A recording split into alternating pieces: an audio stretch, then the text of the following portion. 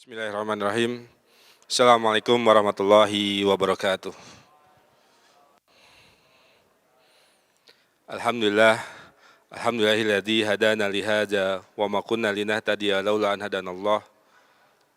Asyhadu an la ilaha illallah wahdahu la syarikalah.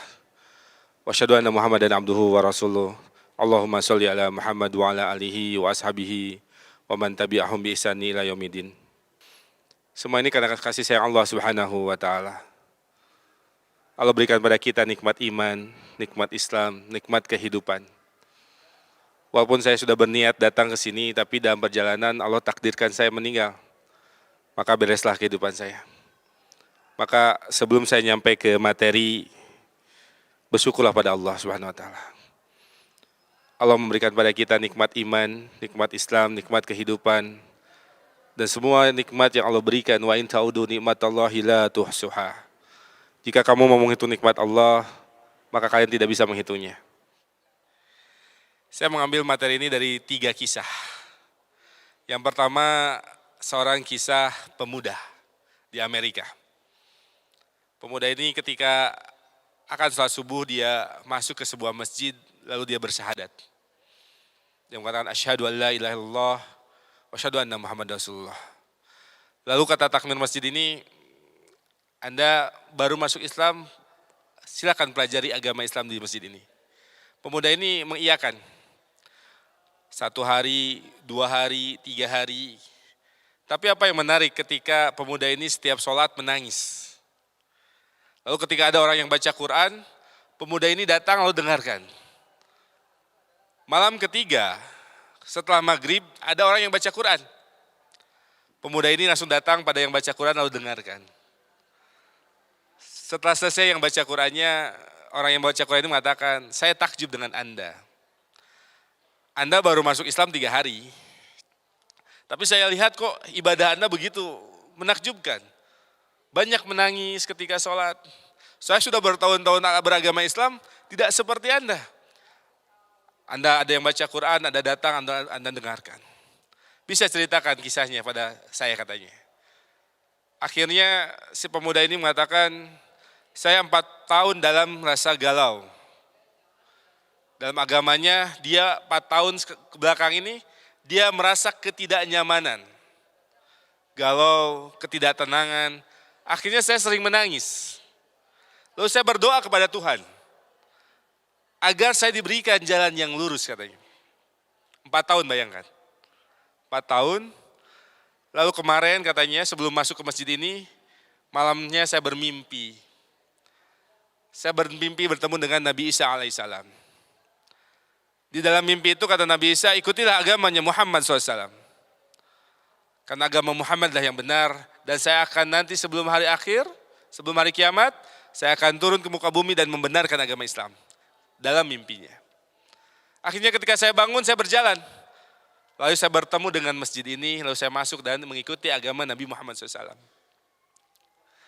Lalu setelah itu sholat Isya. Sholat Isya, lalu pemuda ini sujud. Maka setelah sujud pertama, pemuda ini tidak bangun lagi. Saya dapatkan dari seorang syekh. Lalu saya mengatakan, berbahagialah pemuda ini. Nanti di yaumil akhir dia akan dibangkitkan dalam keadaan bersujud. Bukankah Rasulullah SAW mengatakan seseorang yang meninggal dibangkitkan sesuai dengan yang ketika dia meninggal. Pemuda tadi hanya 3 hari dalam keislaman. Bukankah seseorang yang dulunya non-muslim lalu masuk Islam, semuanya langsung dihapuskan dosanya. Dia bersih seperti bayi. Lalu dia 3 hari tetap penuh dengan ibadah. Meninggal dalam keadaan sujud di sholat Isya, sujud pertama. Kisah yang kedua hadis riwayat Imam An-Nasa'i. Rasulullah mengatakan saat itu ada Arab. Arab itu Arab Baduy. Arab Baduy yang tinggalnya di pegunungan. Dia tinggalnya tidak tetap lah, nomaden. Kadang lereng gunung. Akhirnya masuk Islam di kota Mekah. Dia bersyahadat, asyhadu an la ilaha illallah wa asyhadu anna Muhammad Rasulullah. Lalu Arab Badui pun ikut hijrah ke Madinah. Bahkan Rasulullah mengatakan pada sahabat, perhatikan dia. Semoga dia bisa sampai ke Madinah. Akhirnya sampai ke Madinah. Di Madinah, Arab Badui ini ikut perang.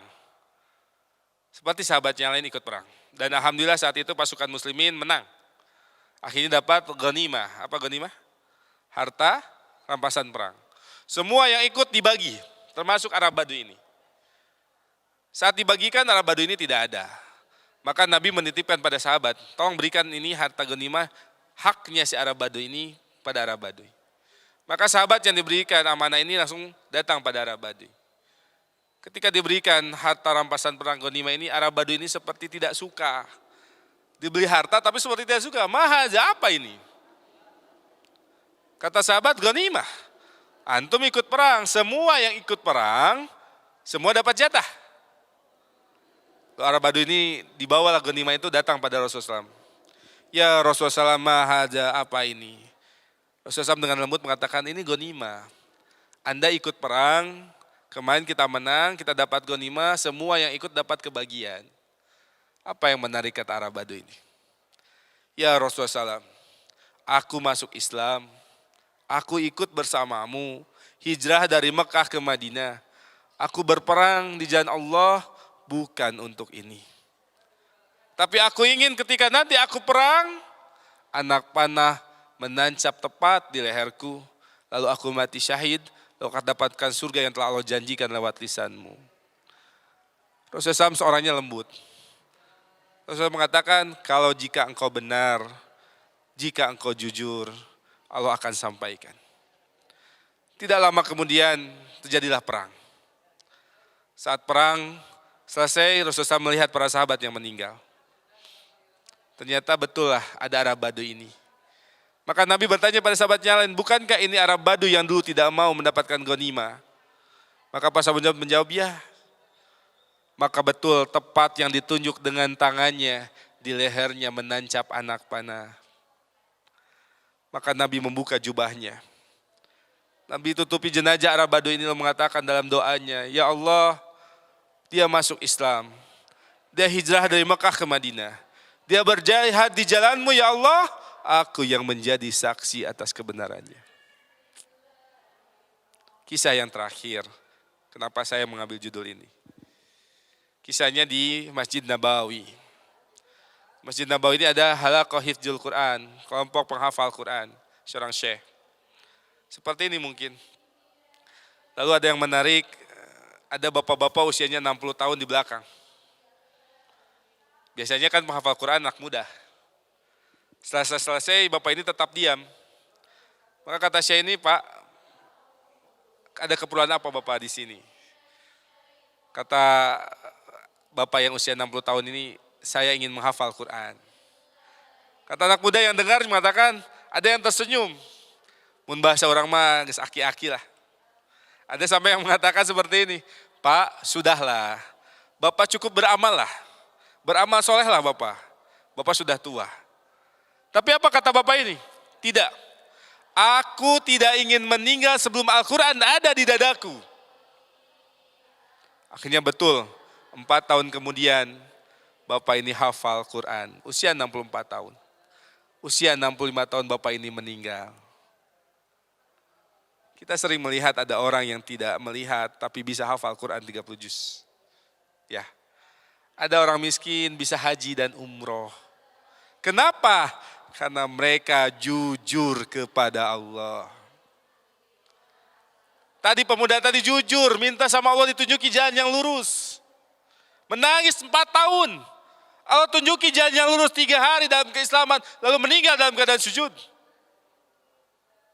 Arab Badui tadi, yang mungkin secara ini bukan orang kaya. Tapi dia jujur sama Allah. Dia ingin mati syahid. Allah sampaikan jujurnya itu. Sesampainya ketika melihat Arab Badui mengatakan, jika engkau benar Allah akan menyampaikannya. Dan ketika mati Nabi mengatakan, engkau benar. Arab Badui ini benar. Arab Badui ini jujur. Termasuk si bapak tadi. yang dia ingin hafal Quran. Dia mengatakan saya belum mati sebelum Al-Quran ada di dada saya. Jadi yang pertama, kenapa doa kita tidak dikabul? Karena kita belum jujur pada Allah. Apa jujur pada Allah? Ikhlas. Ikhlas. Hanya mengharapkan dari Allah. 3 kisah yang tadi yang saya sebutkan.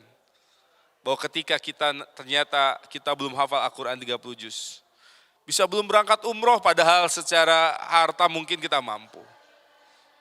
Karena kita belum jujur sama Allah. Saudaraku, jadi yang pertama jujur. Yang pertama adalah jujur dalam niat dan kehendak. Yaitu ikhlas. Kenapa ikhlas ini penting?